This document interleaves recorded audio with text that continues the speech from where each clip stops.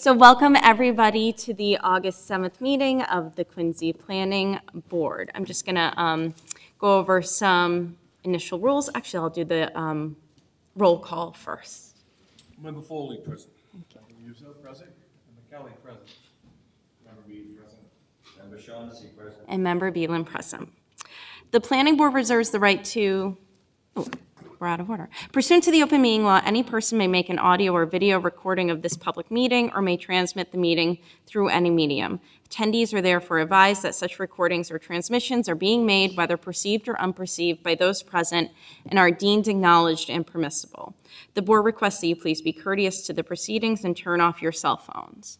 The Planning Board reserves the right to administer oaths through the chair, summon witnesses, call for the production of papers, cross-examine any person giving testimony during the proceedings, declare recess, limit debate, inspect the subject site or buildings during reasonable hours, and adjourn the hearing for cause.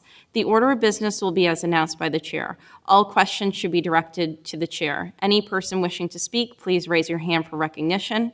When recognized, please stand, state your name and address, specific interests in the proceedings, and special credentials, if any, pertaining to the presentation. Please speak slowly and within the context of the hearing matter. The hearing is being stenographed and taped for the public record.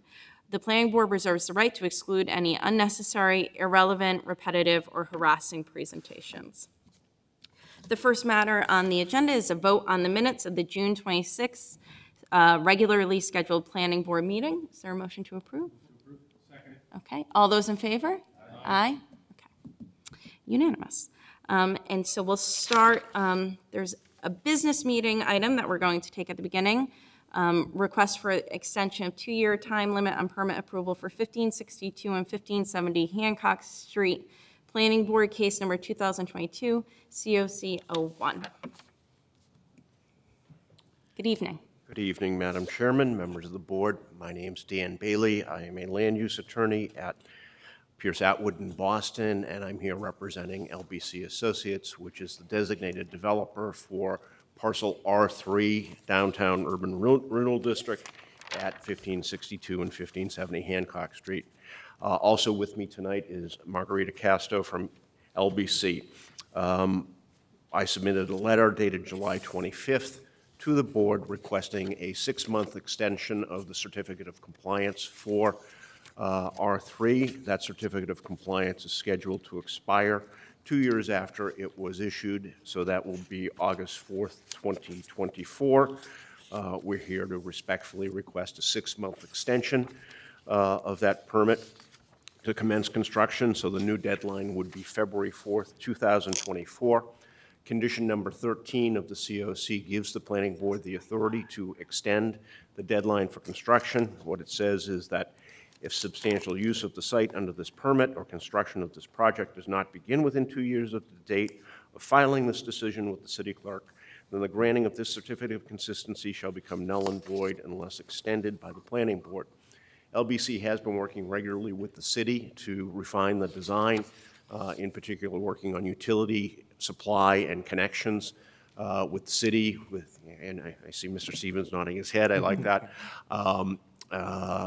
You know, with National Grid on utility connections and supply. And they have construction financing in place. So as soon as they can settle on some of these final details, they'll be ready to get going and start construction. And I'm happy to answer any questions, as is Margarita. Okay. Does anybody have any questions? Member Shaughnessy? Yeah. You just said February 24th is now going to be... I'm 25, yeah. 25? Yeah. So you've already had one 6-month extension? No, we have not. None? You've had no extensions? No extensions. Gotcha. So then now it goes to February 25? Correct. Okay. Thank you. Any other questions? All right, thank you. Is there a motion to approve the requested extension? Motion to extend to 6 months. Okay, is there a second? Okay, all those in favor? Aye. None opposed. Thank you. Thank you very much, Attorney and Bailey. thank you for moving us up on the agenda. Thank you. Okay, so the next item on the agenda is going to be public hearing for 97 Sumner Street, Planning Board case number 2024-08. This public hearing shall be conducted to review the application of 97 to 101 Sumner Street, LLC, 11 Stanley Circle, Quincy, Mass. 02169 for site plan review under Quincy zoning ordinance Title 17, Section 9.5.1 site plan review, and special permit under Section 5.1.17 parking waiver. The applicant proposes to construct 3 new residential buildings with a total of 5 units with garage and exterior parking for a total of 13 spaces. The proposal will also include professionally designed drainage controls and landscaping. The property contains 15,532 square feet of land and is located at 97 Sumner Street.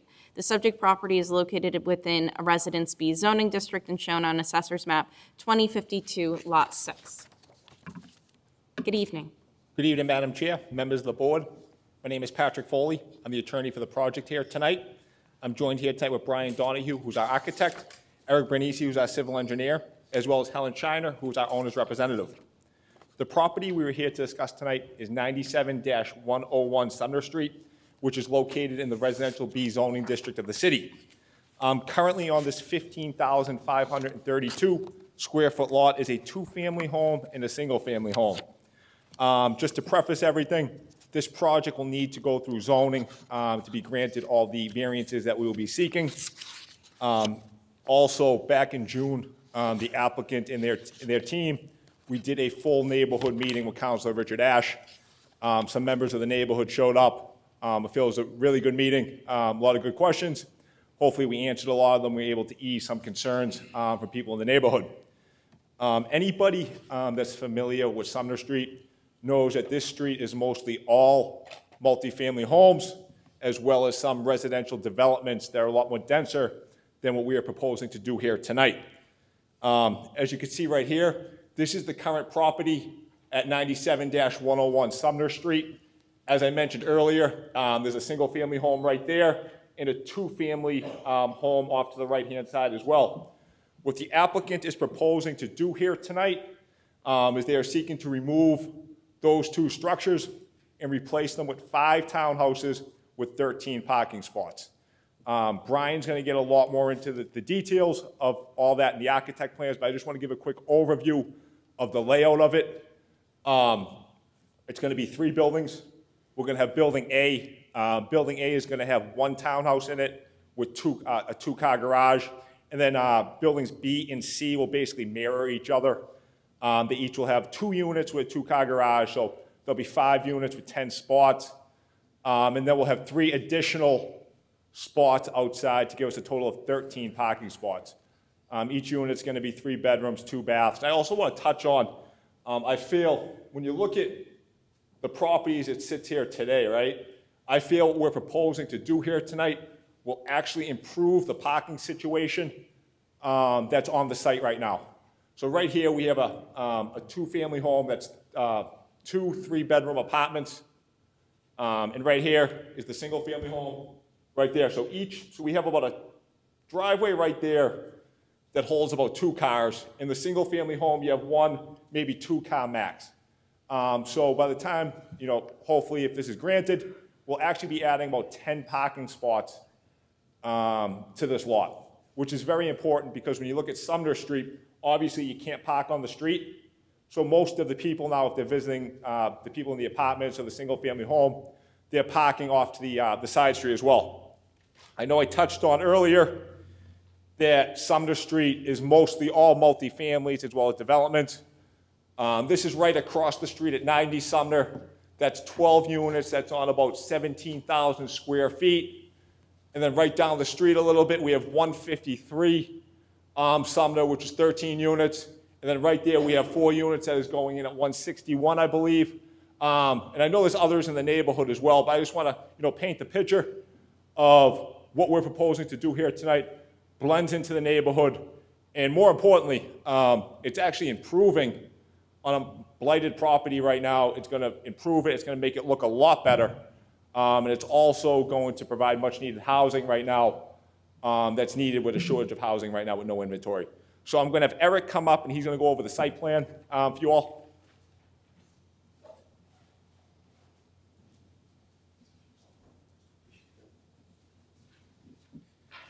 Good evening, members of the board. Eric Bernici of Engineering Alliance. I'm the civil engineer for the project.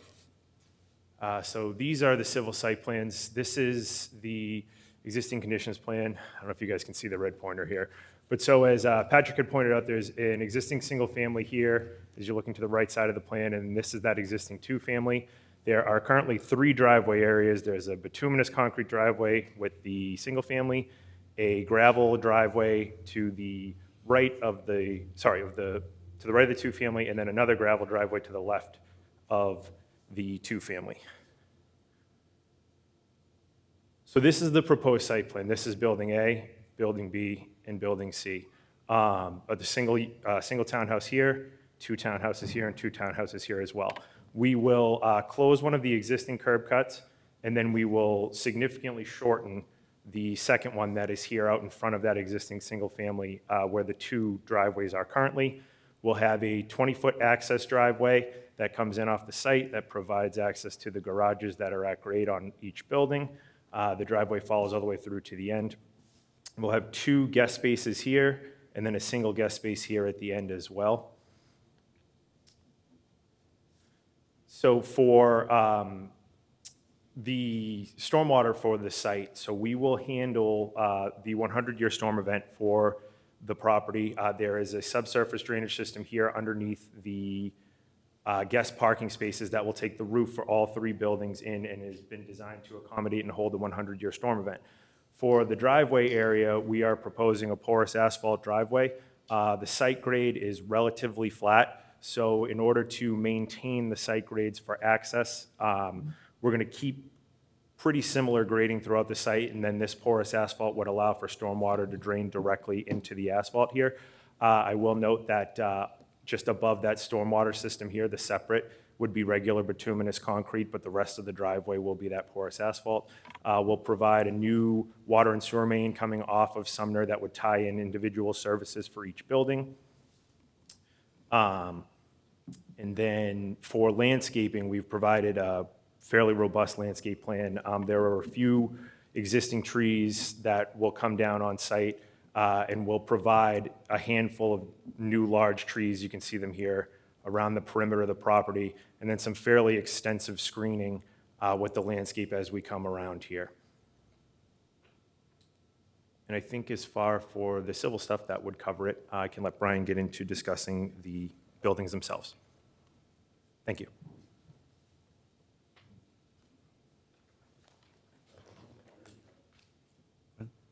No, I got it. Good evening, members of the board, Madam Chair. Brian Donahue, Donahue Architects here in Quincy. Since most of the site work has been explained by Eric and Patrick, I'll just get into the architecture right away. The cover sheet on this submittal shows a view down the driveway from Sumner, showing the massing of the buildings as it sits on the roadway. What we tried to do is scale it down so once you get to the street, we've got it, as opposed to a 3-story massing, we've got a 2-story massing and front porches, which give it more of a homey look and something that we think is sympathetic to the general nature and character of the street.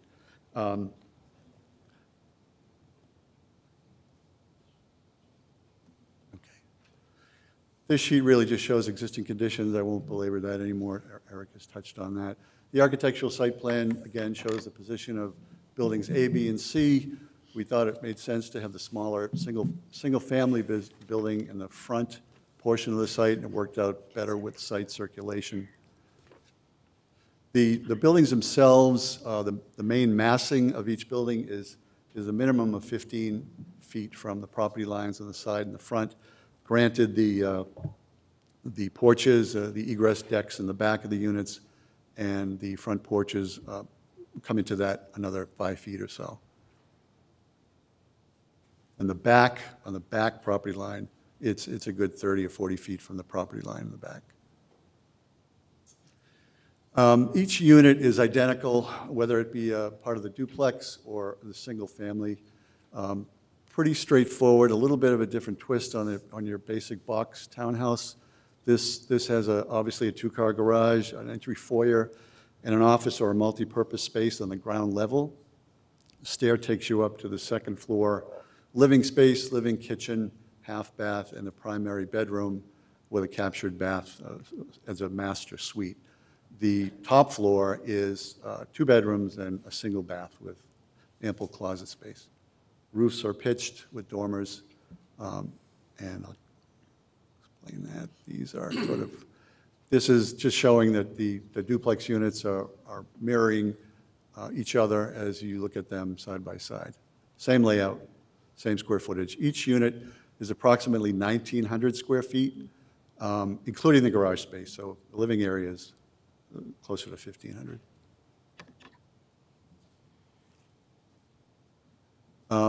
What we tried to do here was do something a little bit different and make it a little bit more visually interesting. So we've got, each building is color-coded. We've used deep tones of blue, green, and red for each building. We think as it appears on the street, it adds some visual interest and identifies each building for the unit owners. So there's the red building. The renderings show some different views. Obviously, the aerial perspective on the left shows how the buildings sit, how you enter the site, and the single drive that runs down the middle. And we have guest parking between the 2 larger buildings and in the rear of the site. Of course, these buildings will be designed in keeping with the new energy code, which has become fairly restrictive, as we all know. We will have EV parking hookups in each garage. Each unit will get an EV parking station, and conduit will be run to the roof for solar panels, whether it be done immediately or in the future. We're talking about fairly hardy materials here with hardy lap siding and shingles, asphalt roofing, and PVC-type trim for low maintenance. That is basically the architectural presentation. And I could, unless anybody has a question about that, I can introduce Helen Shiner, who is here to represent the owner. I think we'll move forward with the presentation, then we'll open it for questions. Okay. Good evening, board members, Madam Chair. My name is Helen Shiner. I'm here as the owner's representative. I just wanted to bring a couple of things to your attention. The developers of the property are a long-term Quincy family. It's a father and son team. If you're looking for evidence of work that they've done in the city or are currently doing, they are the general contractors for 108 Franklin Street, which is a townhouse development. The reason why we chose to do townhouses is, in my numerous appearances before both planning and the zoning board, we've been able to provide statistically that the young people coming into the city prefer to have townhouse-style living as opposed to the box style. We can well document that the average length of ownership is 3 to 5 years longer in a townhouse. So they go through their kind of lifestyle, their life cycle changes. They, it's a young couple, they get married, they're there for their first kid. In this kind of a scenario, they're there for a second child before they move on. So we're increasing their length of ownership somewhere in the 3 to 5 year range. Courtesy of Councilor Ash, we had the opportunity to hold a neighborhood community meeting. It was a well-attended meeting. There were probably 3 or 4 main concerns that were brought up by the immediate abutters and the neighbors, property owners. We were able to address each one of those.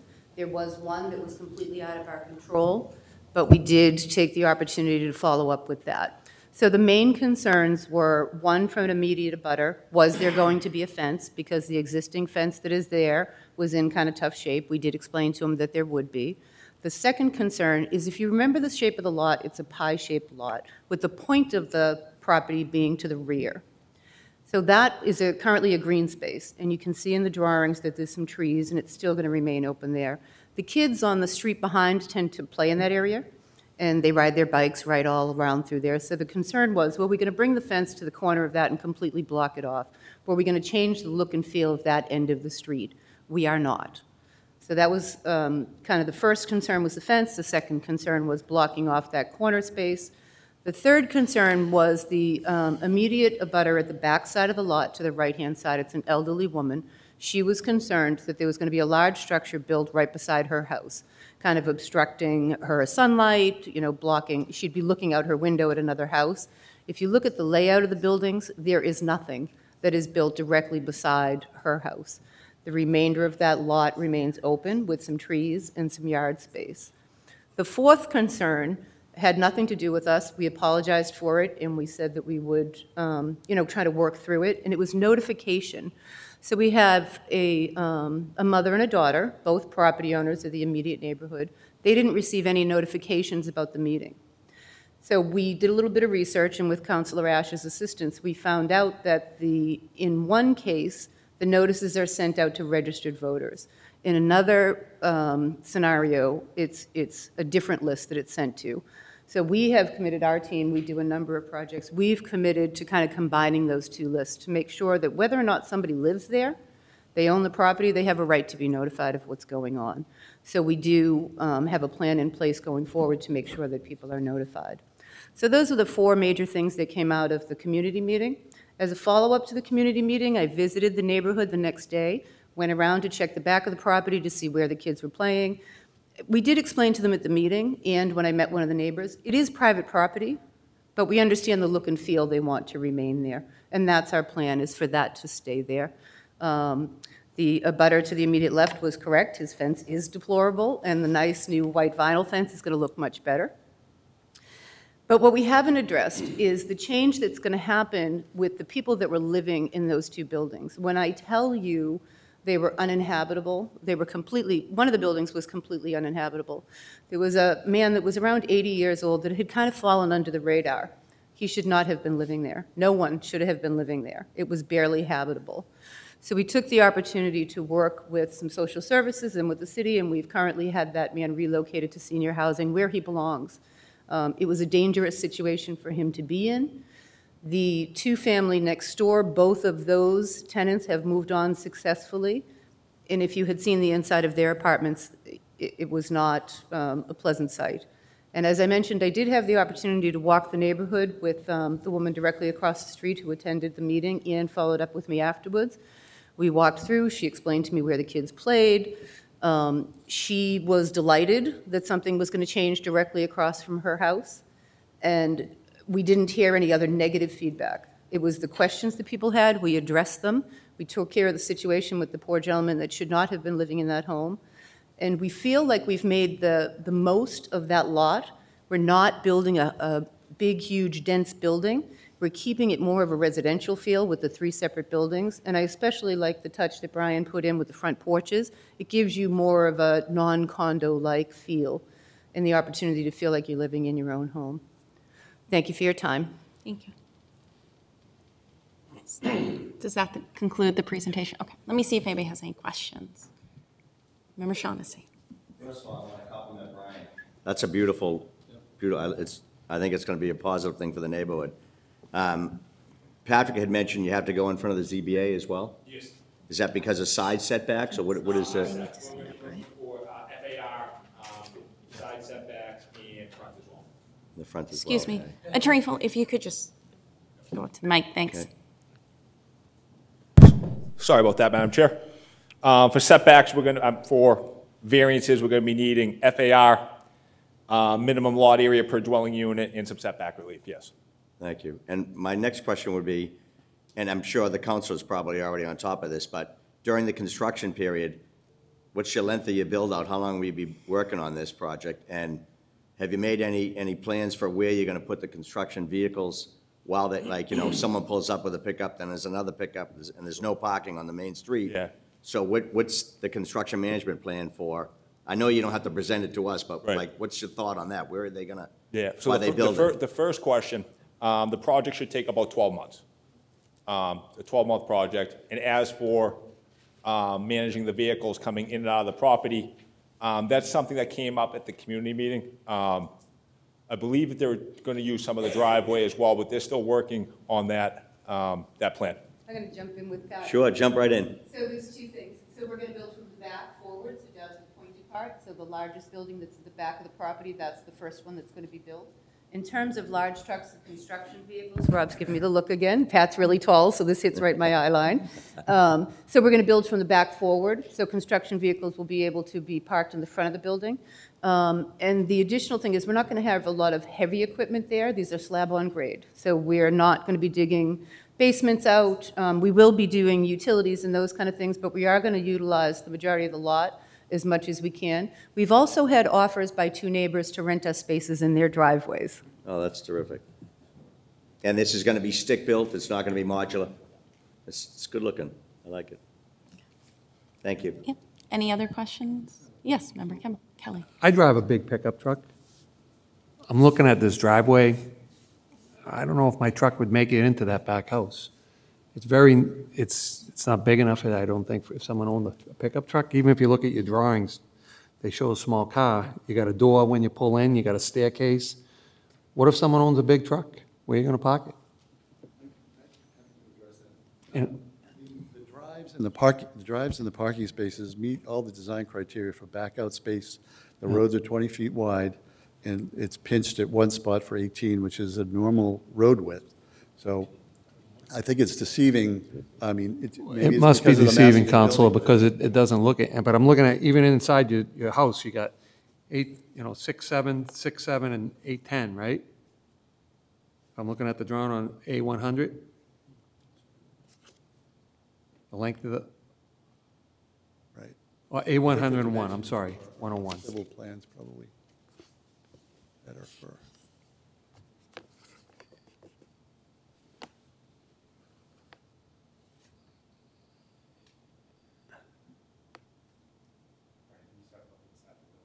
Inside the building? A101. Next one.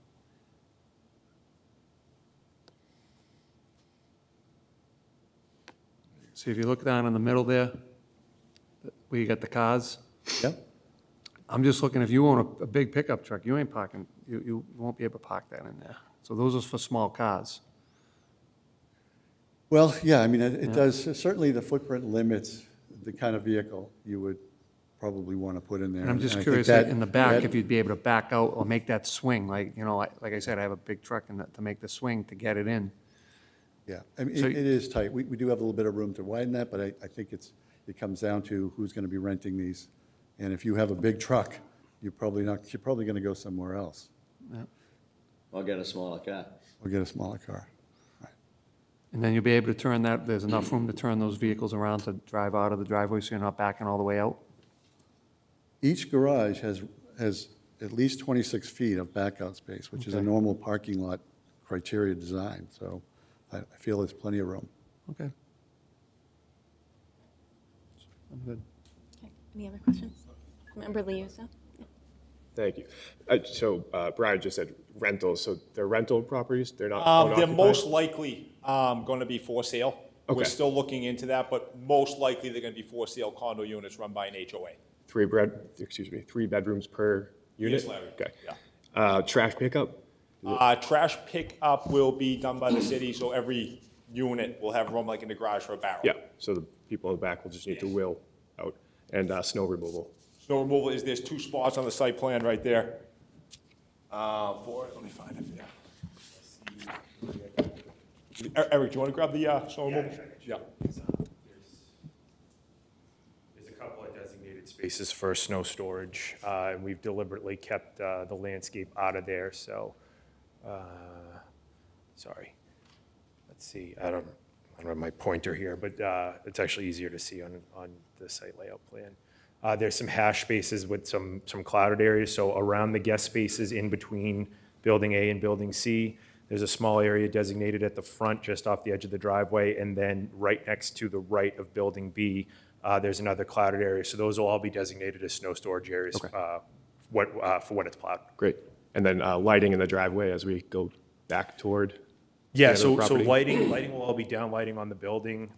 We're currently working with a lighting contractor on that. We may have a couple of lighting bollards along the driveway as well. Just working with the lighting contractor on that now. Great, thank you. Thank you, Madam Chair. Yes. Just wondering, while you have that slide up, as a matter of fact, and first of all, I want to echo the compliment on the design, Brian, from the street. I think it's going to be perfect. That distance, I can't make out the distance, that one narrow spot where between B and C, where there's a little bit of a twist in the road, what's that width? 18 feet. 18. That is Thank you very correct. much. I have just a couple of questions for you. So I will echo the sentiments. I think the design's really nice from the street. I also I mean, there's a number of components, the porous asphalt, the color-coded buildings, the EV parking, all of those things are really great and not something that we see every time, but would like to see. So those are great. The turnaround, so if somebody drives down and onto the site, say a delivery person, and there's people in the parking spaces, the exterior parking spaces, how are they turning around? Are they literally just making a tight U-turn? There's no alternative. Yeah, so it would have to be some type of a three-point turn, or, you know, some sort of a three-point turn in that area down there if they come all the way down to the third building. Okay. Or they would back out as well. Yeah, I mean, I would hate to lose green space, but I think some sort of turnaround that's not a parking space seems like it would be, I mean, you just think about Amazon drivers and everybody accessing the site. From my perspective, I think you need to have some sort of turnaround other than just you're going to make a U-turn in this driveway. And then just wanted to, I guess, clarify a point. So, I mean, I think I heard from the owner's representative, you know, for sale, discussing for sale, but there, Attorney Foley, you said most likely. From my perspective, I think that, you know, in terms of what I would want to see as a condition, because, you know, the fact or the response that people with no commercial vehicles or no large trucks are going to stay there, they'll go somewhere else. I don't think that that's sufficient to address the concern. It is So the owner's intent to sell them. They are not intended to be rental buildings. Okay. So then, you know, perhaps a condition that could be incorporated into the master deed as the type of vehicle or the maximum size vehicle that could run with the land and then be enforceable too. So that would be the other point I'd make on that. Okay, let me see. I know Councilor Ash is here. We want to turn it over to him for public comment. Unless anybody else from the public? Oh, I didn't know if you wanted to go first. Good evening, Madam Chair, members of the Planning Board. You've heard from both the team on the project tonight. I did have the opportunity to have a community meeting, which I certainly appreciated, with all of the players that you've heard from and the general contractor back on June 6th. We had about 8 to 10 people that came to the meeting. The primary or paramount issues were drainage. We discussed the Caltech system and obviously, and tonight, the permeability of the particular concrete that'll be used. And that it seems that the answers to the drainage issues were relatively well received from those that attended. We may have some additional questions tonight as well. Another issue that came up was rodents and the potential for rodent issues in neighboring properties, and if there was any mitigation plan for that. And the timeline, which we already touched on, there also may be an issue with the actual property line dispute, and one of the immediate abutters is here tonight, and I'm sure she'd like to ask that question. But notwithstanding all of those little specifics, the general consensus at the community meeting was that this particular project looks nice. It will enhance the street. And I think that although skeptical about some of the minor issues in the construction in general, the residents seemingly were cautiously optimistic about the outcome. So I'm confident that if we can work on, vehicles, turnarounds, and some of the green space, if there's a boundary issue, I'm confident that we can work out all of those issues, and that in general, the residents that did go to the community meeting, and I mailed over, I believe it was over 200 of registered voters in the area. So we had about a dozen show up. And since then, I've also have a regular email chain for any issues that pop up. I'm confident that we can work on the minutia and the smaller issues from here on out. And I will welcome any of the abutters that are here if they have additional questions for the board while we're all together. Thank you. Great, thank you. Anybody like to comment? Yes. Oh, you don't have to make it quick. Who has that laser pointer? I have a specific question. I think it would be helpful. I knew you wanted this. No, that's a perfect think that's the other thing. Oh, there you go. Wait, how do you do it? Wait a minute, what did you just press? This? Okay. Hi, I'm Christina Ranieri, and, Could you just provide your address too? oh, sure, I'm just gonna try to point where we are. Anyway, anyway, so I represent 7 through 11 Harrington Ave. It's called the Michelangelo Ranieri Family Trust. We've been there 52 years. I'm Christina Lee Ranieri. The building was named after me 52 years ago, so there's a lot of passion. And this all sounds really great, but I just wanted some clarification on a couple situations. At our neighborhood meeting, and I don't even know, who do I address these questions to? Who do I look at? Through, the chair, the board, yeah. Okay, so we had a neighborhood meeting, June 6th, and we were told absolutely no foundations, slabs. But I went home and I read everything over thoroughly, and I noticed on one of the schematics, there was a schematic for a foundation for building C. Patrick, I can show you if you want to see what I'm talking about. And so I'm not a builder, I'm a school teacher. I'm not sure why this is the only one that would have a foundation schematic. Yeah. Eric, can you take a look at this? The other ones do not have Okay. this. So I went through A and B, do not have that. That might be a misprint.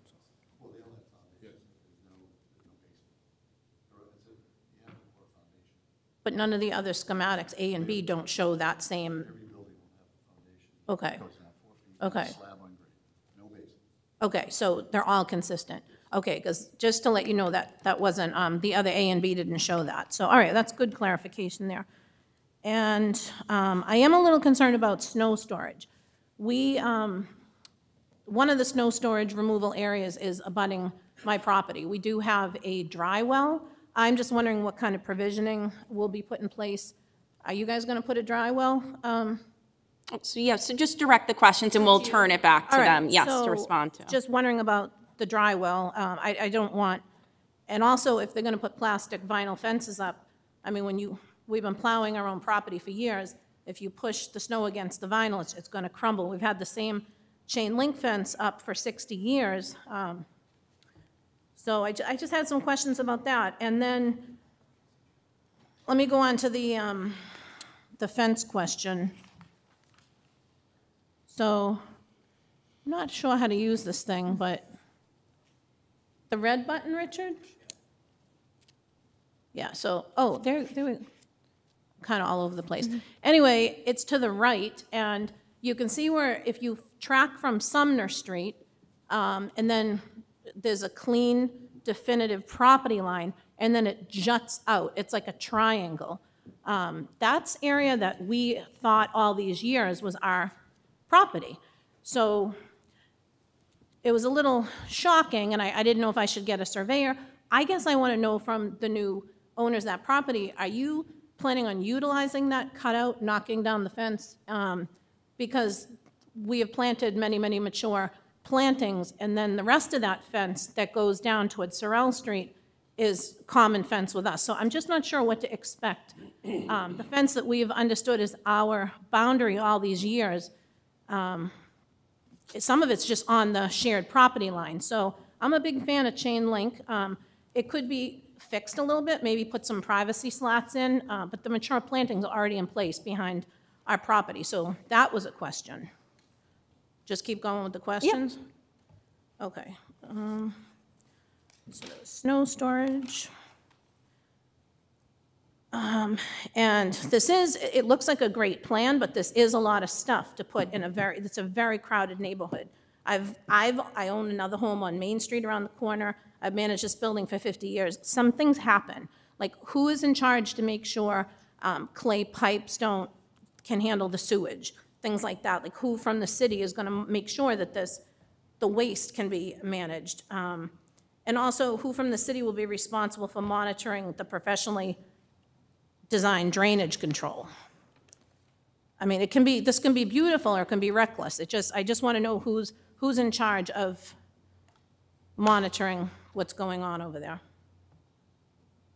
We run a respectful building. We have great long-term tenants, and it's 12 months is a long time. All the tenants work from home.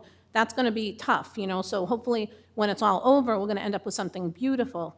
But I guess my main question would be snow removal, and then fences, and then that piece that juts into our, what we thought was our property, what's going to happen with that? Is that clear enough? Yeah. Okay, thank you. Do you want to take? I'm happy to address each one of the questions. Let's start with the first one. So the first one is the noise. So because this is a slab-on-grade property, the majority of the noise and disturbance to the neighborhood is going to take place in the first 2 to 2.5 months, and that's when they're digging for the water lines, the utility lines, and pouring the concrete for the foundations. So roughly 3 months is going to be the noisiest part, and then the majority of the rest of the time is going to be on the interior of the property.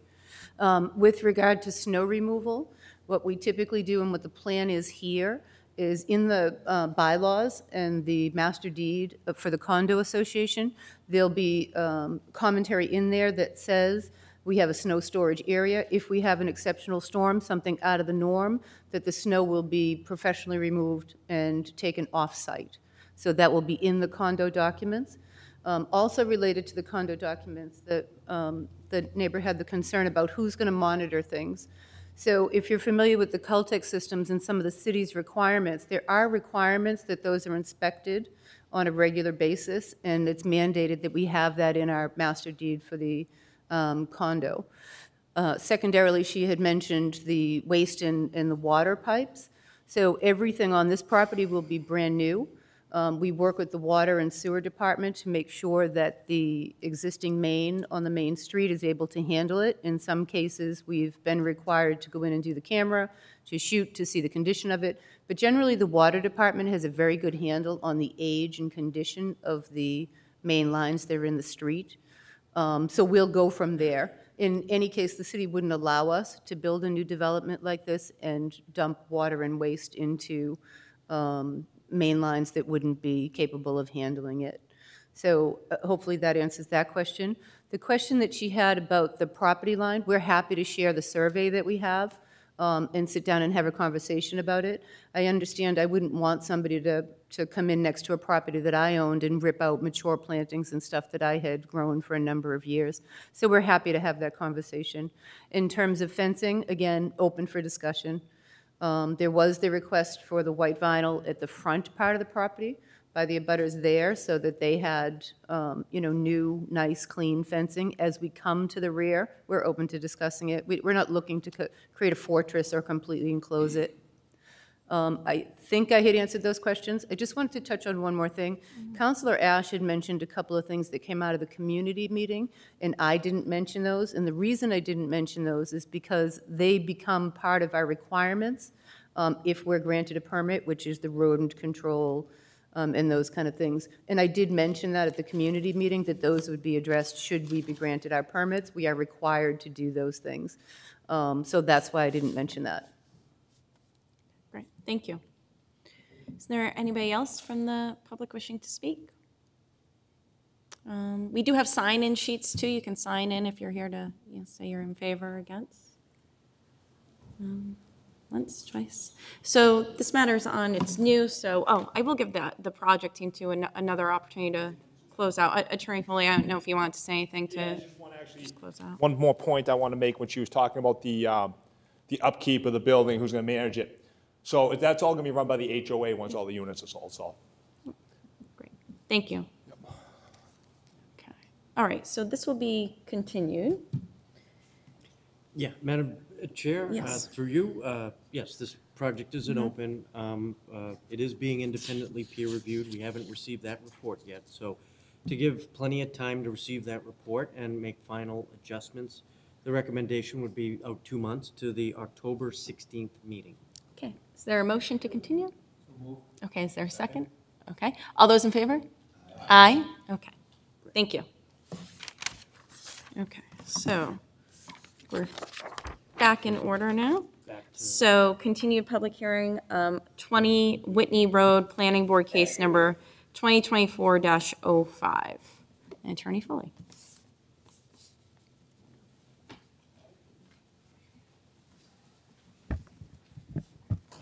Good evening, Madam Chair, members of the board. My name is Patrick Foley, business address 265 Willard Street in Quincy.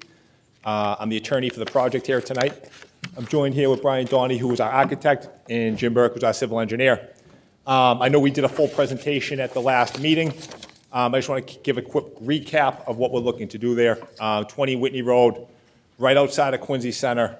Right now, it's existing office space. It's underutilized. We're looking to convert the existing office space over to 7 one-bedroom apartments with 9 parking spots. I know we've had a lot of dialogue back and forth with the city about different conditions and different questions that I believe we answered. We made a couple minor changes, and I'm going to have Brian just come up here and just go over them very briefly. Okay, great.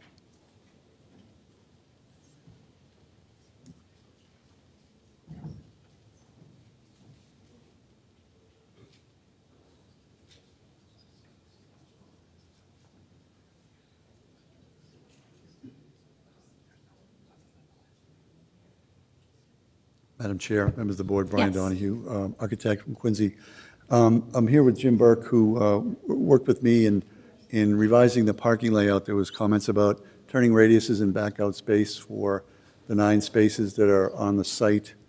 We modified it, I think if we get right up to, here you go.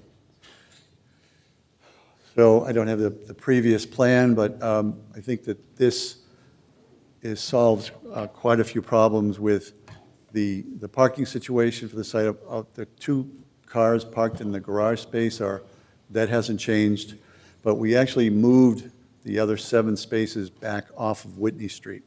And the main reason for that was so that first space as you come off the street has a back out space to not require it to go out into Whitney Street. To back in that space right next to the walkway, to the front walkway, is a back out space which would be paved, and those vehicles can all pull into spaces, back out, and then pull onto Whitney Street. So that's really the only major change here. Other than that, it's pretty much the same proposal.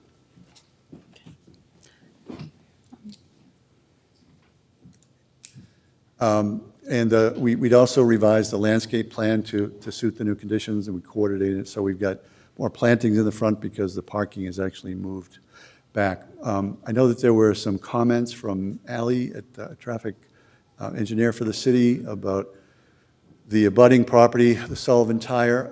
As you can see on this plan, there is a landscape strip, small that it is, along their property line. And I've observed it the last couple of nights or the last couple of days when there was a full boat of cars on that lot.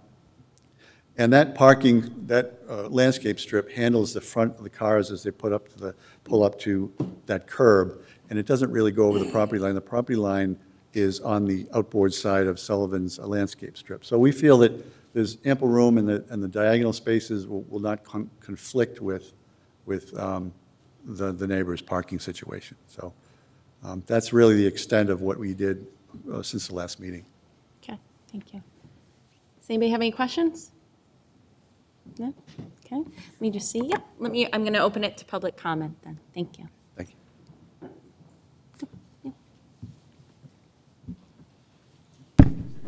Good evening. My name is Hai Jing, and I am a resident from 18 Johnson Avenue.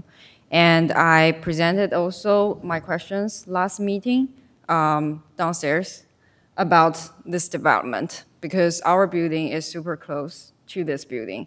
I raised 3 concerns. One is zoning and compliance, and the second one is the concern about access to light.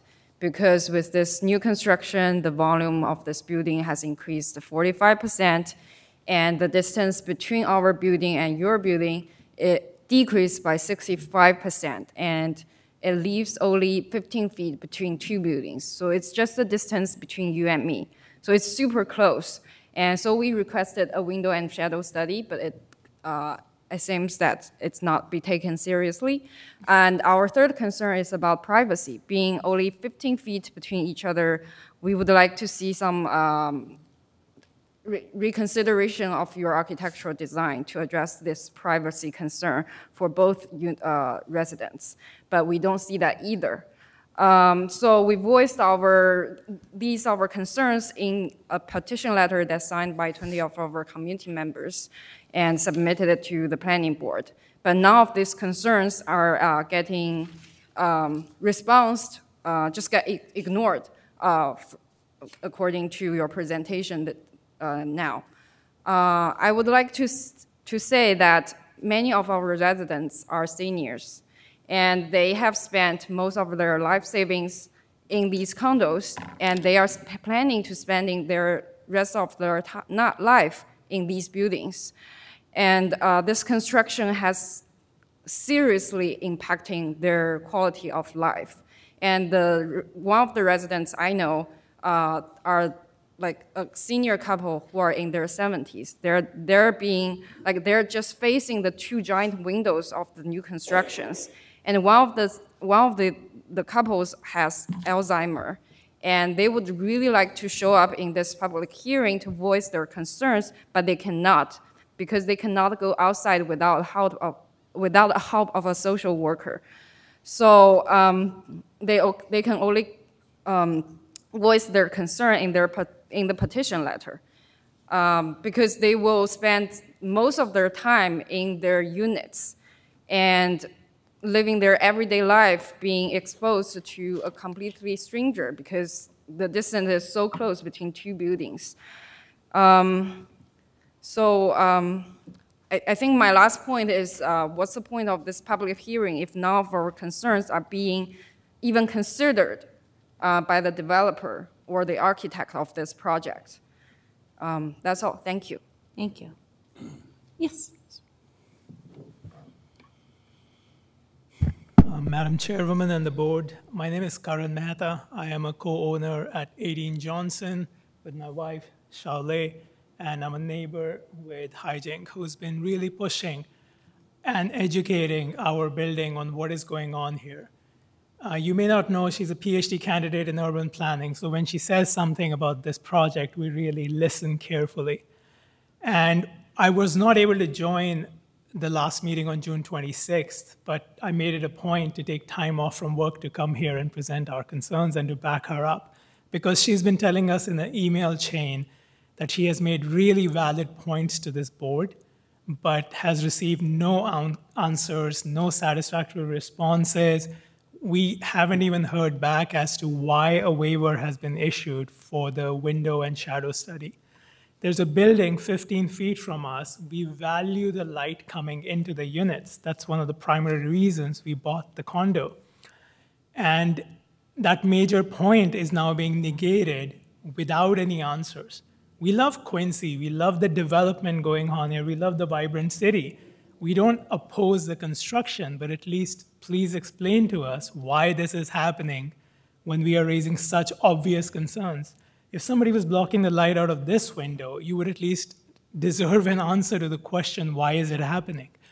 So I would really urge the courtesy of an answer to that question, because she's been fighting for this for months now. This is my first time here. So I really hope this public meeting gives us an answer today or sometime soon. And the building looks nice. It's a great opportunity to improve the area. But please give us an answer so that we can move on. And we have been in touch with the city councilor, I believe, Mr. McCarthy, and we haven't heard anything. So while we have your attention today, please do us the courtesy of giving us an answer. Thank you for your time. Thank you. Is there any other public comment on this? Okay. Yep, Attorney Fuller. Thank you, Madam Chair. Just to address some of the neighbors' concerns, some of the issues he has, this is only part of the process. So in Quincy, you need to do a planning process and a zoning process. Some of your concerns are zoning issues. We still have a full zoning process to have to go through. And I believe, hopefully if this works out here tonight, we still have zoning hearings to go through. And at that time, some of your concerns about, how close it is to your building, that's where we can address those. Thank you, sir. Thank you. Yep. I am not familiar with the zoning process. If somebody could tell me if there's going to be a separate meeting for that we should attend, I would appreciate that. Thank you. Yep. So there will be a zoning board hearing process. It's a public hearing process similar to what you're engaging in right now. You'll have an opportunity to attend. You'll receive notice of that meeting. It's published. It should be mailed to you as well. since you're in a butter, and you'll be able to attend in public and comment in that forum as well. And just for my education, that's not too late to raise this concern again? No. Okay, thank you. Thank you. Anyone else wishing to speak? Yes, Mr. Fatsis. Through you to the board, I am James Fatsis. I am the planning director for the city of Quincy.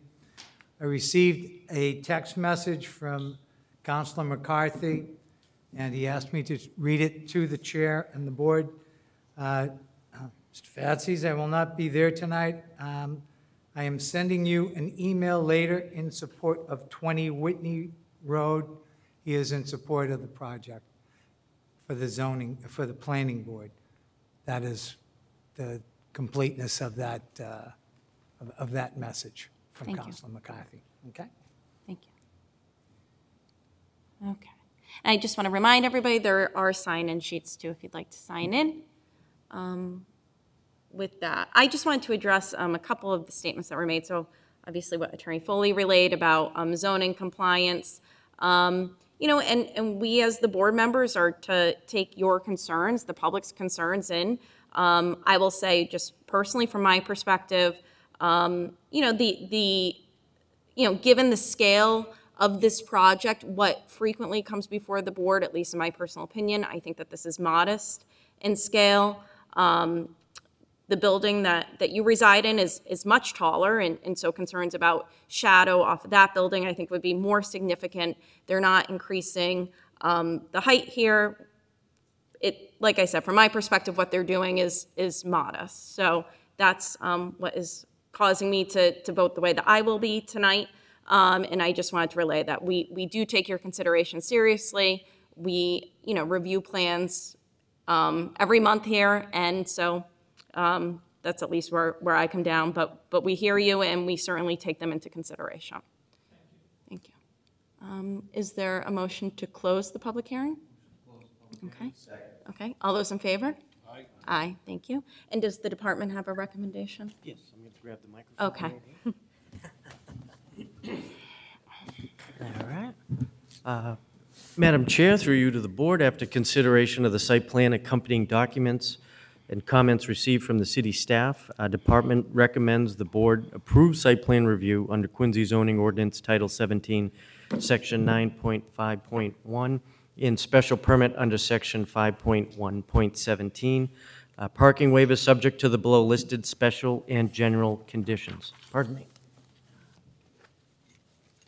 This is a new, glasses. Do I have them? Can I have them quick read them? Glasses, right? Too many flies. This happened to me last time. The perils of getting old. Here we go. All right. The applicant shall obtain all necessary variances and, if applicable, special permits from the Quincy, City of Quincy Zoning Board of Appeal.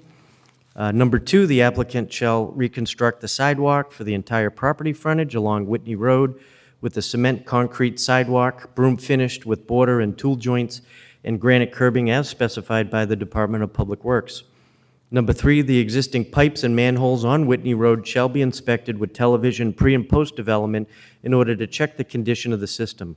The television report and video clips shall be submitted to the city engineer for assessment. Number 4, the applicant shall perform a water flow test with the city's water department. The test shall be submitted to the Department of Public Works prior to any piping work. 5, the sewer main and manholes on Whitney Road shall be inspected with television pre- and post-development in order to check the condition of the system. The television report and video clip shall be submitted to the city engineer for assessment. 6, the applicant shall consult with the Quincy Health Department on noise mitigation measures for the project-related noise-generating activities to comply with local and state regulations. 7, the applicant shall submit a written rodent control plan to the Health Department for review and approval prior to any site activity. Said plan must be designed for the duration of the project and include at minimum the following: name and contact information of the licensed pest control operator to be retained by the project proponent for the duration of the project, scope of the proposed plan for the control of rodents, including number, location, and frequency of monitoring bait stations, and anticipated length of service, and a summary of actions to be taken to prevent rodent problems at the construction site. Special Condition 8, the applicant shall develop and submit a written dust control plan to the Department of Health for review and approval prior to any site activity. Said dust control plan is to be implemented during any site activities to ensure compliance with state air quality regulations. 9, the applicant shall submit a construction management plan to be filed and approved prior to the issuance of a building permit. This shall include the locations of stockpile and/or staging areas for construction equipment and materials. The applicant shall also address construction period traffic impacts by providing a detailed sequence of construction and addressing any space constraints and detailing how they'll be addressed as construction progresses. Number 10, the applicant shall install survey monuments to delineate the property line on the public right-of-way. The monument shall be set by a professional land surveyor. 11, the applicant shall submit an AutoCAD file for the project prior to the issuance of a building permit. The file should be in Mass State Plane Coordinate System and preferably in Quincy Standard Data Layers. 12, upon completion of construction, the applicant shall submit a report including certified as-built plan from a professional engineer or surveyor certifying that the stormwater management system has been constructed in accordance with the approved plans. The report should include a certification that the excavations of the proposed systems were inspected prior to backfilling. The applicant shall also provide the city engineer the digital file as-built plan showing all utilities, building footprints, reference bounds, and benchmarks defining the total site, facilities, and rights-of-way, along with an AutoCAD file. The as-built plan shall be in Mass State Plane Coordinate System. The plan should be stamped and signed by a professional land surveyor or professional engineer. 13, upon completion of the project, submit a stamped affidavit from a registered professional engineer that all utilities, water, sewer, and drain are constructed as designed and no illicit connections are found on the completed project site. That would conclude the department's recommendation at this time. Thank you. Is there a motion to approve consistent with the department's recommendation? Is there a second? Okay. All those in favor? Aye. Unanimous. Thank you. Okay. The next item on the agenda is a new public hearing for 50 Cushing Street, Planning Board Case Number 2024-07. This public hearing shall be conducted to review the application of 50 Cushing LLC, 231 Quincy Street, Brockton, Mass. 02302 for site plan review under Quincy Zoning Ordinance Title 17, Section 9.5.1, Site Plan Review. The applicant proposes to construct 2 additional 3-story townhouse-style units to an existing single-family home for a total of 3 residential units with garage and exterior parking for a total of 8 spaces. The proposal will also include professionally designed drainage controls and landscaping.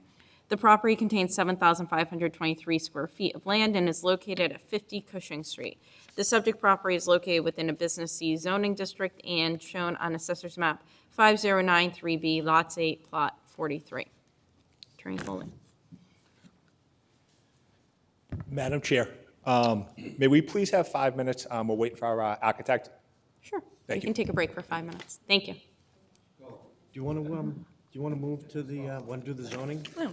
I don't see anyone here. Okay. So the next item, the public hearing zoning amendment,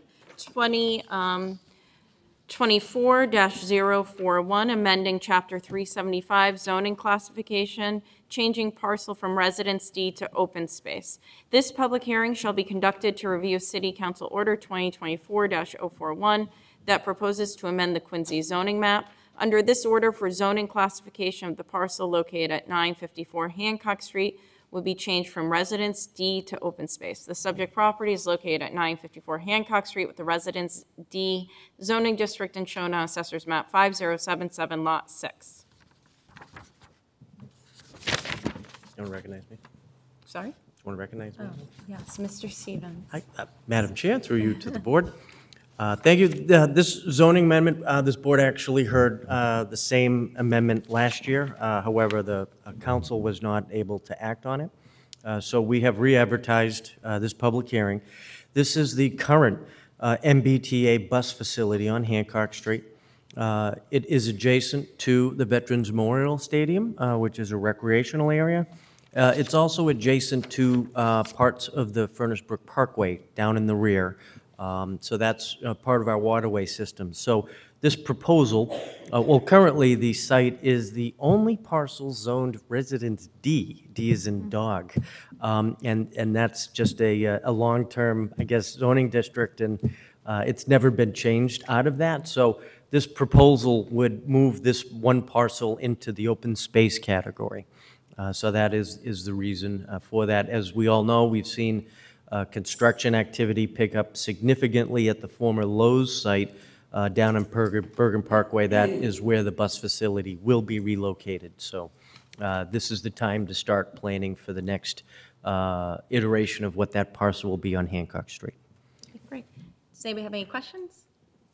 No? Okay. Do we need a motion to approve? Well, I think anyone in the sorry.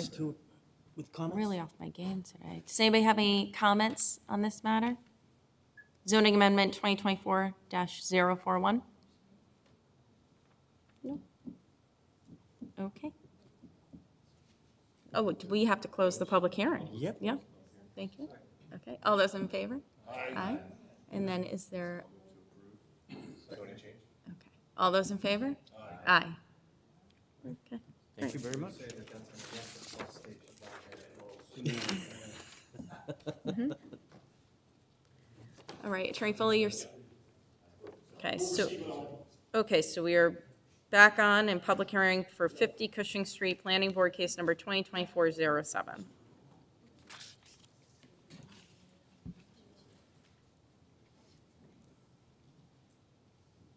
Good evening, Madam Chair, members of the board. My name is Patrick Foley. I'm the attorney for the project here tonight. Business address 265 Willard Street in Quincy. I'm joined here tonight by Chi Man and Sean Hardy, who are both our engineers on the project, as well as Jimmy Chen, who should be on the way, but we'll take it for him, who's our architect for the project as well. The property we're here to discuss tonight is 50 Cushing Street. It is located in the Business C zoning district of the city. I want to preface this hearing by just saying back in May, we had a full zoning board hearing where we presented our project. We presented and we were granted all the variances from the board that we were seeking. As you can see right here, by location, Cushing Street is about 50 yards away from being right in the heart of Wallaston Center, right off of Beale Street, an area of the city that we all know is going to be seeing a much-needed great facelift, which is going to be awesome for the city going forward. It's also about a 5-minute walk to Wallaston train station if you go down Cushing and take Beale Street, and it's actually a quicker walk to the train station if you go the other way up Cushing, go up Woodbine, and go through the back entrance. Right here, as you see right here, this is 50 Cushing Street as it exists today. It's a single-family home, and it's actually very unique for the neighborhood. This is only one of 4 single-family homes on the entire street. 75% of this street is all multifamilies. They're either 2, 3, or 4-family homes on the street. This lot, it's 7,523 square feet, and it's actually bigger than a 4-family that's on the street by 3,000 square feet, and is comparable or bigger than most of the lots on the entire street. What the applicant is proposing to do here tonight is to keep the existing home the way it is. The applicant, it was very important to them to keep it just for the face and the structure and the character of the neighborhood, because everyone in the neighborhood seemed to really like it. They're also going to be proposing to add 2 townhouses on the property as well. Each townhouse will be 2-bed, 2-bath, which will give us 3 units, like I said, on the 7,523 square foot lot, which in context compared to everything else that's in the neighborhood, it is comparable or bigger. These 3 units will have 8 parking spots.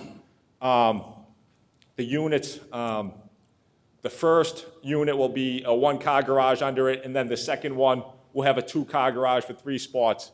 And then off to the side, we'll have 5 parking spots, which the applicant plans to have long plants to shield it, just so you're not looking at cars when you're driving down Cushing.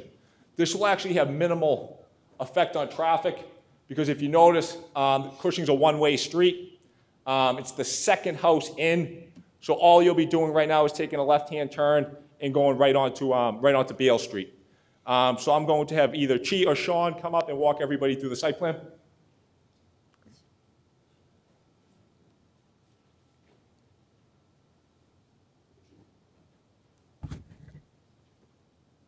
Evening. For the record, my name is Chi Man, the civil engineers, registered civil engineer working on these projects. Go right to the site plan. So on the plan here, on the left-hand side, that is the existing condition plans. It shows the lot with existing single-family dwelling and the garage. On the right-hand side is the proposed site plan with the existing building being remaining and 2 duplex townhouse unit on the back. So we're pretty much keeping the existing driveway, widen it a little bit just to get enough access into the site.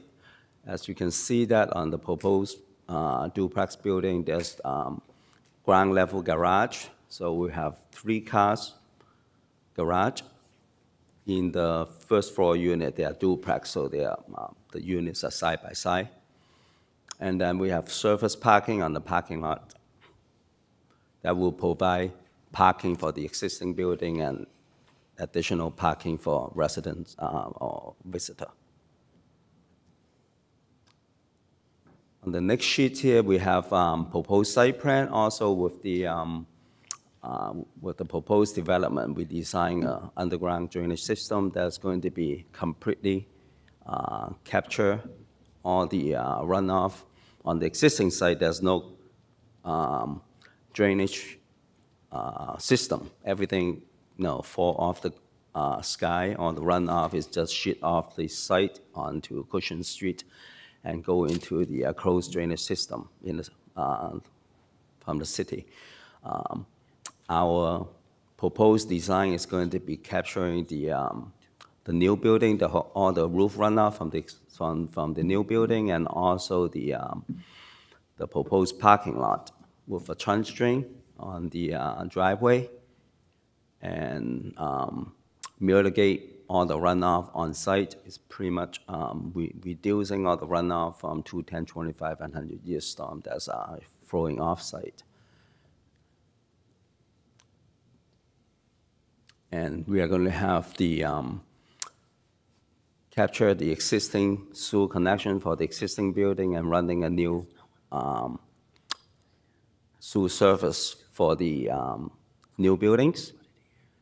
And we will upgrade the existing water main from existing is, I believe it's a 1/4-inch water main. We'll upgrade that to a new water service to provide water service to all 3 units. And this is architectural site plan, and we can just walk through the architectural plans. Okay. Yep.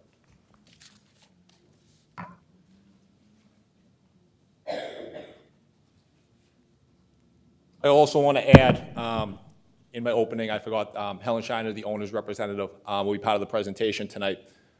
Just to walk through the architect plans.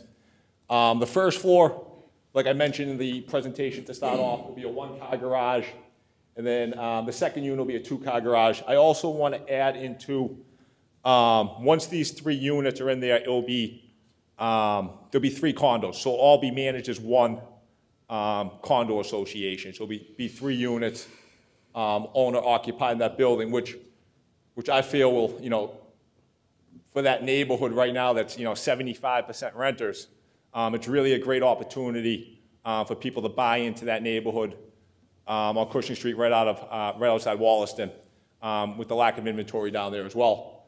The building layout, as you can see right here, each unit 2 and 3, which will be in the back. I already mentioned the garage spots right there. They'll each be 2-bed, 2-bath, roughly around 1,500 square feet.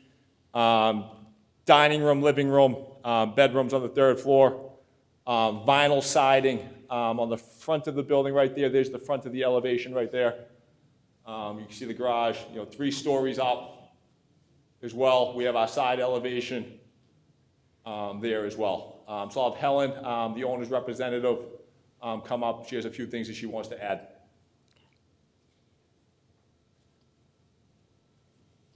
Just one minor correction to what Pat just explained. So Excuse me, could you just identify yourself before I'm Helen Thank you. Shiner, I'm the owner's representative.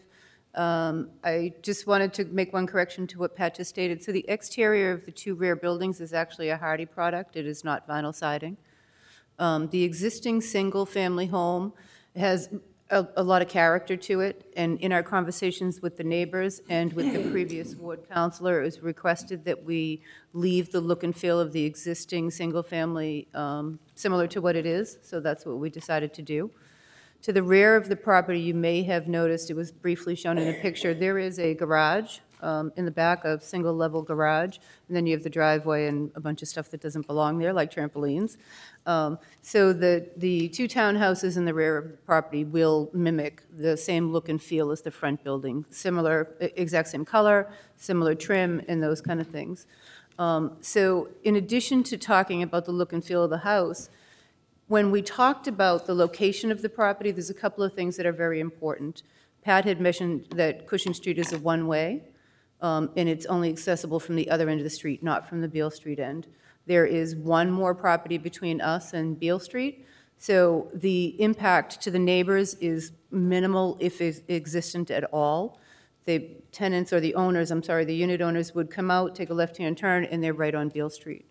For reference, we are 1 street out of the URDP, and we are borderline on the Wollaston Business District overlay zone.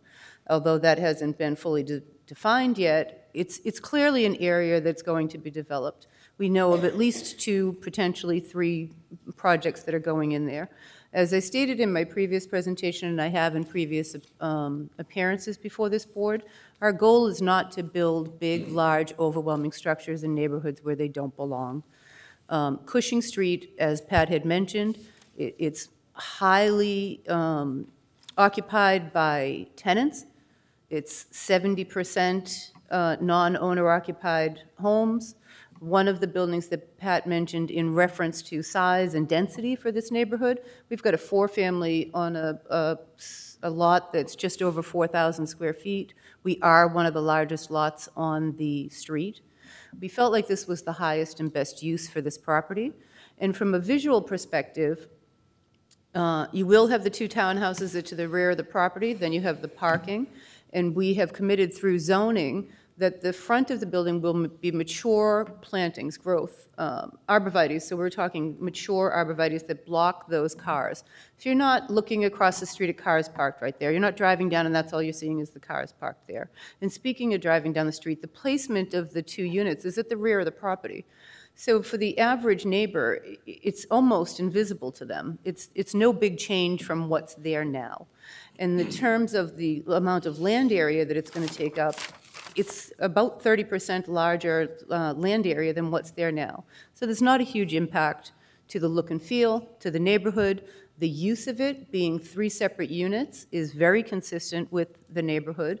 The proximity to Wollaston T we felt was highly desirable, but we still have accommodated all of the parking requirements, and those have all, we've actually met and exceeded what the parking requirements are. The plan that you're seeing is slightly different than what was presented to zoning, and that was based on a recommendation from zoning.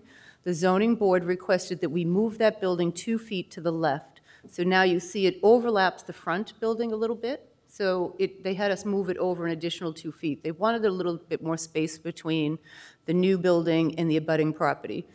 Even though where the new structure is going to be, it's facing yard space to the building next door, but they wanted the additional 2 feet. So that's why the parking changed slightly in terms of the 1 car and the access from that garage.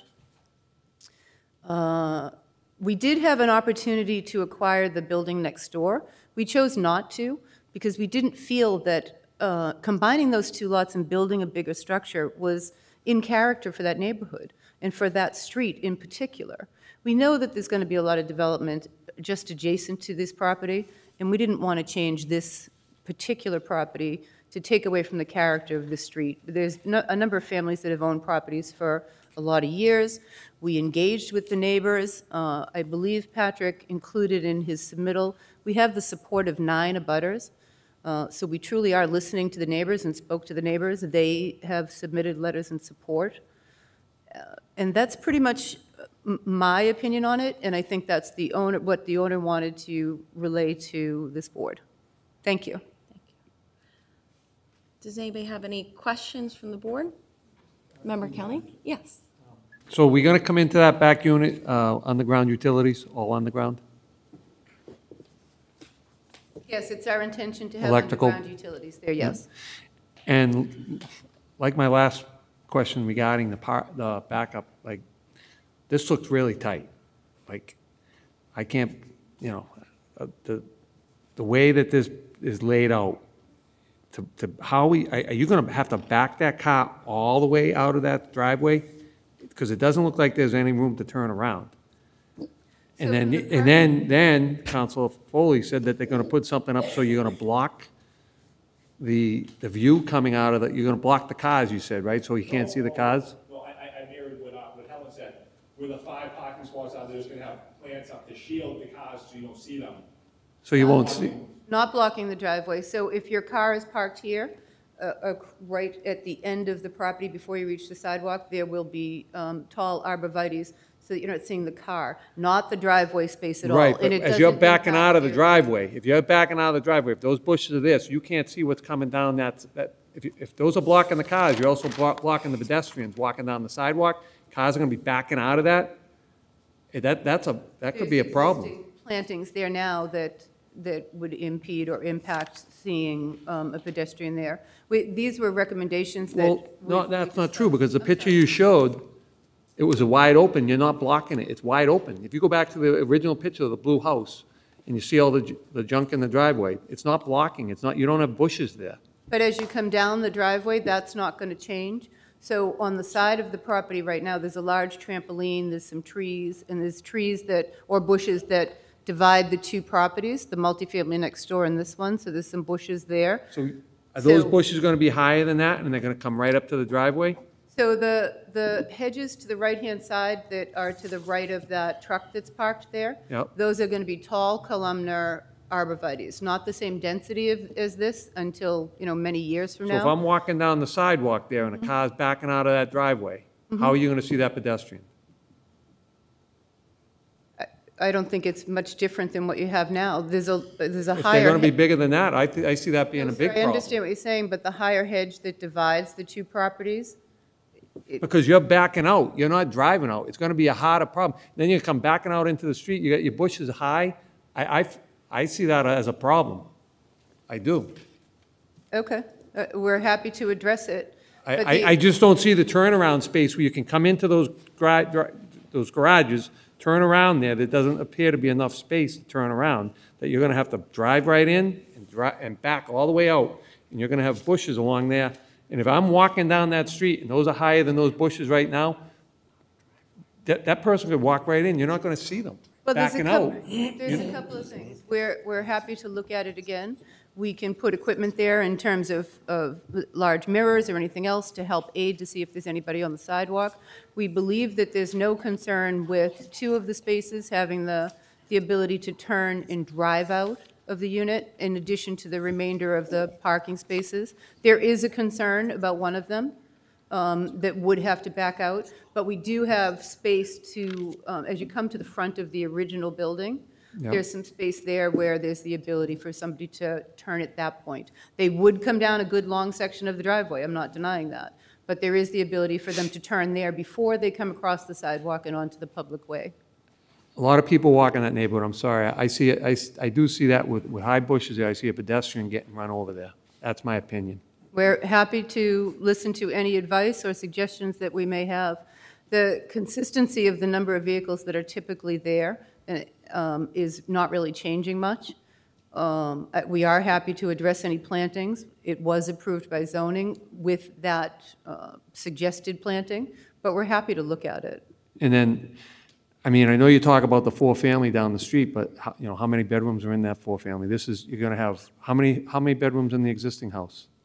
There's 3 bedrooms in the existing And house. then you have 2 in each one, right? Mm-hmm. So now you have 3, 5, 7 apartments, I mean, 7 bedrooms in that one little lot. That's a lot that's a dense area. I mean, I know if you're buying a apartment or condo in an apartment complex, it's a different setup. But this looks tight for a yard that small. I mean, Mr. Kelly, it's pretty consistent lot size, unit-wise, with everything else that's in that neighborhood. And I can certainly find out for you how many bedrooms are in that four-family on the street. I believe it's probably 7 or 8, if I had to guess. Okay. All right, that's all I have, Madam Chair. Does anybody else have any questions? No? Okay. I do have some questions. So, Member Foley, you referenced the character of the neighborhood when you were giving your presentation. Do any other properties have a duplex in the backyard like you're proposing? What I was talking about is there's 3 units. Yeah, so the question just is, do any other properties have a duplex akin to Madam what you're Chair, proposing? no. Okay. And then you refer to the architecturals, it might make sense to pull them up. You refer to the one, I guess it's the left unit, having a 1-car garage. But to me, it looks like it's the same size garage as the 2-car garage that you're proposing on the unit to the right. It just has 1 car in it. That's correct. It does have 1 car. It is intended only to have 1 car.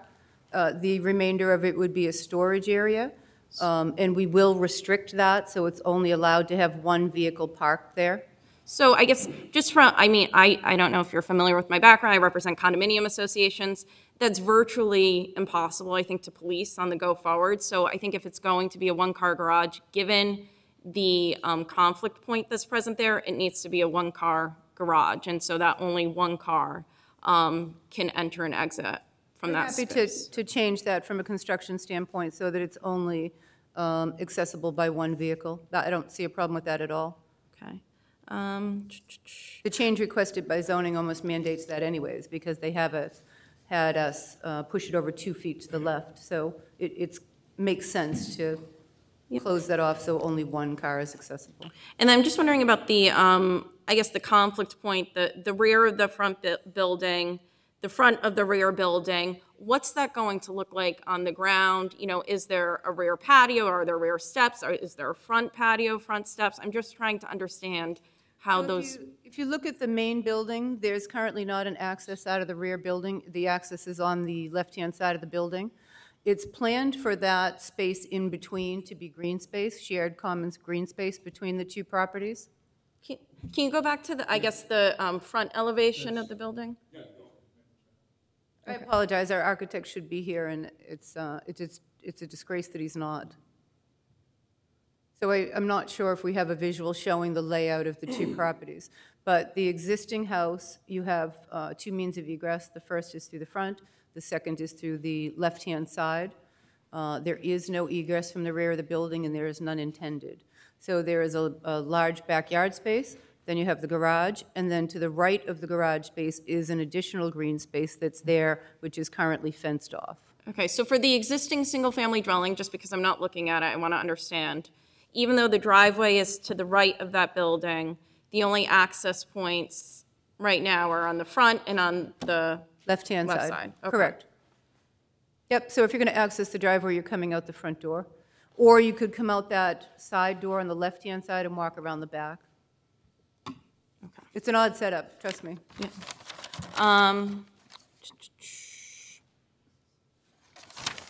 Yeah. Okay, I just have some comments that I'll make, not questions. I have to tell you, I think it's disingenuous to say that this is no big change from what's there now, relative to the number of units, the development on the site, the layout of the driveway, really a parking lot for 3 units. I echo Member Kelly's concerns, certainly about the conflict points, and it's not what's there now, right? Right now, there's a single-family dwelling with the driveway, and you're putting 3 units in there, increasing the number of bedrooms, increasing the parking that's on the site. So it's really maximizing the site, I would say over maximizing, just in my personal opinion. And I think that there's a lot of conflict points and issues with this plan from a site plan perspective where things don't really work, right? So you have that rear building that's in conflict with the front building. You have a 2-car garage that you're saying is 1-car garage. I understand you're gonna hopefully make a change to that. You have the vegetation that's large going to create conflict points. I think that some of this layout, site turning, conflict of buildings needs to be, re-looked at least from my perspective, in terms of site layout. Yes, Member Shaughnessy. Because when you were pointing out, and I happen to agree with Mr. Kelly as well, so what's the height? What is going to be the height of the new proposed building? It's going to be another floor above the height of this one? 3 stories. So we got 2 stories and like a little bit more on the existing single family. That's an attractive looking single family. And the one that's going to go to the right of that is going to be a whole story above that, right? 2.5 there now. Is it going to be the same height as this one? It's 2.5 to single. Yes. What we're proposing is for the 2 townhouses is 3 stories. 3 stories. So Half story higher. how I'm looking much for the higher? dimensions. Half story. A half a story higher. That's not a lot of space there, yeah. What, do you know what the actual footage is height-wise? It can't be above, what, 34 feet? 34. It's Is that what it is? Yeah. 3310, Ellie. Yeah.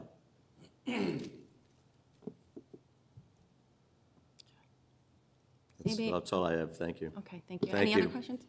Yes, Member Liuso. Madam Chair. Pat, can you go back to the slide where it shows the front and back? A21. Is that, thank you. A21. Yeah, it's A21. Yes. If you could just clarify.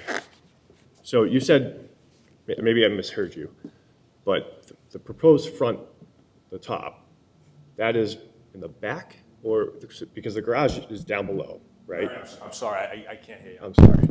Maybe the microphone would help. Sorry. So the proposed elevation, I don't know if I'm looking at this wrong, but is this behind, so you're on Cushing Street and you're looking at the garage doors that says the proposed rear elevation, correct? So those are the existing doors on behind the building as well? Okay. And then the garage doors, just out of curiosity, so will those be made into singular vehicle garage doors? So Larry, I think there's some confusion. So the existing garage that's there is going to be removed. This is a completely new structure. So in the new structure, there's going to be a single-car garage to the left-hand side on the new structure, and then the unit on the right-hand side would have 2 parking spaces. Right there, Larry, you can see it right there. That's the existing site right now with the 50 well at the beginning. And that's going to be raised? Right back, you see it, you can kind of see it right there, the garage, and there's a patio, I believe. Yep. That's all gone. But that garage is going to be removed, That will be removed, yes. be rebuilt, and the 2 new structures Yes. are going to be, right, so, but the garage doors, they look like, as the chairwoman was saying, the double doors for two cars to go into the garage. So my question is that? In my opinion, that's a cosmetic change.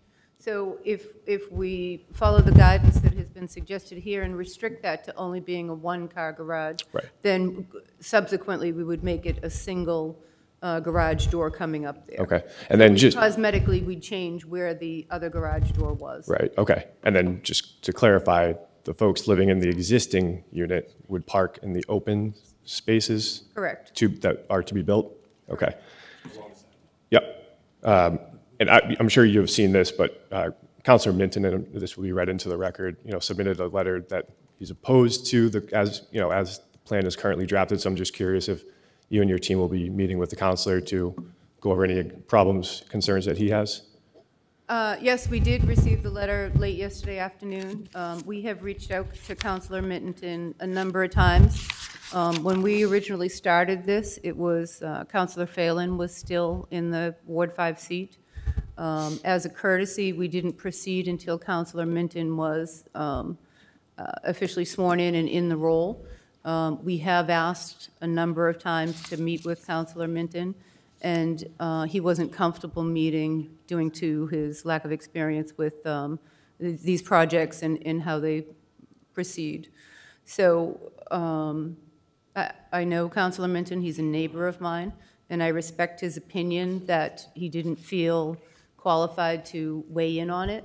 I am disappointed that at the last minute, we get a letter telling us that he's opposed. We have not heard anything from him saying he was in opposition. We've asked to meet no less than 7 or 8 times, and we're unable to do that. Okay. And for the record, when Councilor Phelan was involved in this, Councilor Phelan was in favor of the project. Okay. I may have missed them, but the letters, I don't know if some, who said it? I see, okay. The letters that are in support for. My error, my confusion. Okay. Was I saw their address to the zoning board. Okay. I didn't know if we needed fresh letters to say, to plan. Understood. I was just saying, I haven't seen those letters, so the only letter that I have in front of me is the one from Councilor Minton, who's currently opposed to it, so, okay, great. And Larry, I don't mean any disrespect at No, all to no, no. Councilor Minton. We've heard from the neighbors saying that they're in favor of it, direct abutters, the immediate neighbors. I would love the opportunity to speak to Councilor Minton, and based on reading his letter, it sounded like his personal opinion. Councilor Minton is not an abutter. He does represent the ward, and my understanding is he should be representing the opinions of the immediate abutters. And I can't say, because we haven't had the opportunity to speak, I don't know if he has spoken to any of the abutters, has taken their opinions into consideration, but I do know that we did take some time and talk to the neighbors, and they went through the exercise of submitting their support for the Sure. project. And And if- again, I don't mean any disrespect. No, no, no. I just don't know. We haven't been able to talk, so I don't know. I mean, if those letters could be forwarded to the planning department so we could read them, I mean, that would also be helpful. For zoning board. Sure. I didn't know if you guys needed, if they're irrelevant to this, but we do have about 9. There are 9. Support letters. I'd be more than happy to forward them over to everybody's phone. That'd be great. Yeah. That's all I have. Thank you. Thank you. All right, anything further? Any public comment on this? These here? No? Okay, so I think it sounds like we'll need a continuance to October 16th. Is there a motion to such effect? Okay, is there a second? Okay, oh, give it to Member Foley. All those in favor? Aye. Okay, so that's unanimous. And just a couple more business meetings, agenda items. So old business request for extension of 2-year time limit on permit approval for 190 Washington Street. Planning Board case number 2021-08. I believe this was withdrawn, Mr. Stevens? Yes, Madam Chair, through you to the board. Last month, the proponent for 190 Washington Street had approached the department, the board, one day prior to our last meeting, indicating that the permit issued by the board was reaching its 2-year time limit, and they wanted to seek an extension. We mentioned that in the public meeting, and then, we put it on this agenda to move forward with that. In the time since we got that request, I discovered that the Zoning Board of Appeal also issued a decision on the same case. Whereas the Planning Board has a 2-year time limit, the Zoning Board has a 1-year time limit. I was informed the Zoning Board issued a extension of 6 months for a year and a half, but they had not received a second extension, and that time has lapsed. I asked the proponent that one of the issues and concerns is relocating the existing business, and I asked if they think they could do that, receive zoning board approval, new approval, and then start the project underway with foundation work or demolition. In 6 months, the proponent sought out guidance from his own attorney, and they came back and said that they will not proceed with an extension request at this time.